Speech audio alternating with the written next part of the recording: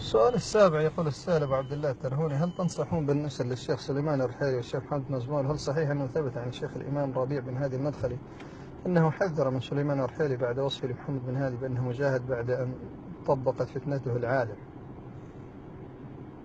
دكتور سليمان الرحيلي الحقيقة يعني في فتنة ابن هادي أظهر مواقف غريبة عجيبة متناقضة، بل مع ابن هادي نفسه أموره تتغير.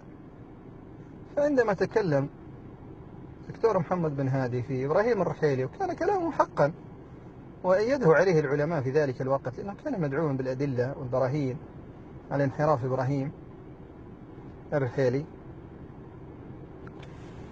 لم يرق ذلك لسليمان الرحيلي ولم يوافق ابن هادي على هذا وعده طالب علم كما نقل عنه.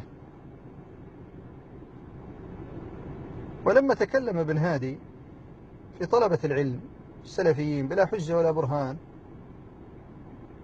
ظهرت لسليمان الرحيلي مواقف. بدأ في البداية أنه مصلح ويريد أن يدخل في الصلح بين الطرفين، ثم ما لبث أن ظهر أن هذا مجرد كلام، ويعني كما يقال حبر على ورق ليس له حقيقة أصلا.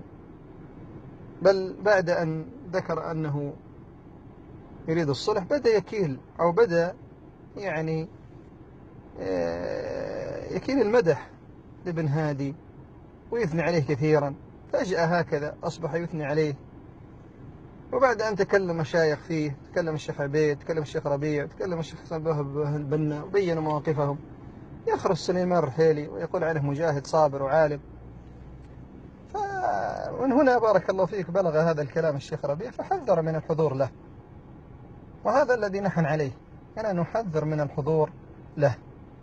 محمد بزمول قريب منه حقيقة، الناظر إليه يجد الكلام ينطبق قريب من كلام سليمان الرحيلي في الدفاع عن ابن هادي.